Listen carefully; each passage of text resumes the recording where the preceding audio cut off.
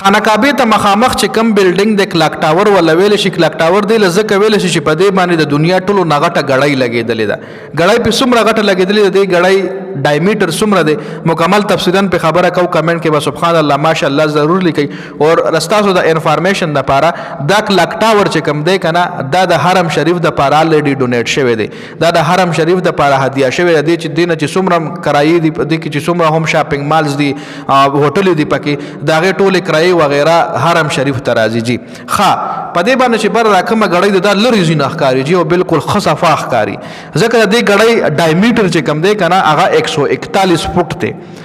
لکه مثال به د زدا سي در کم دی غړی کې چې 12 نه را شروع شي 12 نه چی پورې لکه داسې فاصله چې کومه ده 12 خطه چی وي دی خوا 3 وي دی خوا 9 وي کنه لکه غړی حساب چې کم دی نو 12 نه چی پورې فل غړی چې دی ډایمیټر ویل شي د غړی دا فل قطر ولا هم اردو کې ویل شي نو داسې ته داسې راځي کنه قدمونه اخلي 141 فوټ